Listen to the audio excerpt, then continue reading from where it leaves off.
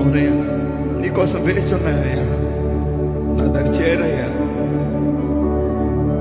దేవా, నన్ను నీ దరి చేర్చుకోయ్యా, నీ ఆత్మతో నన్ను నింపయ్యా.